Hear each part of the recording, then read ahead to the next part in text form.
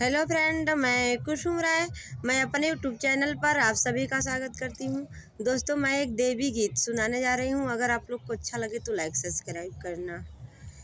तरस देख बिन नजरिया माई कैसे आईना, तरस देख बिन नजरिया माई कैसे आईना।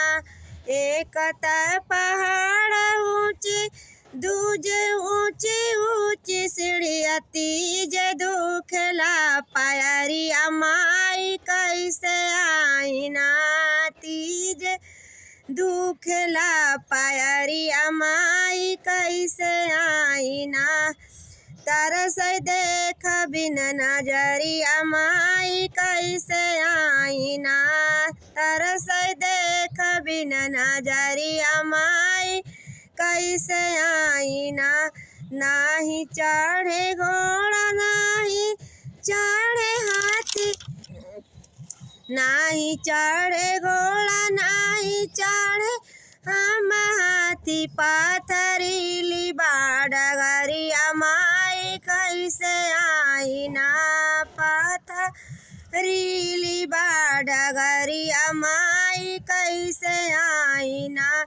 तरस देख बिन नजरिया माई कैसे आईना, तरस देख बिन नजरिया माई कैसे आईना।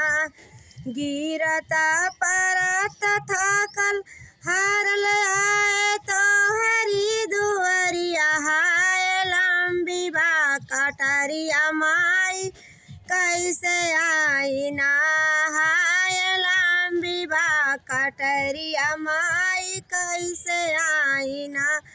तरस देख बिन नजरिया माई कैसे आईना, तरस देख बिन नजरिया माई कैसे आईना। जोहत जोहत जब आई हमारी बारी, बंद हो गए केवड़िया माई कैसे आईना, बंद हो गए केवड़िया माई कैसे आईना। तरस देख बिन नजरिया माई कैसे आईना, तरस देख बिन नजरिया माई कैसे आईना।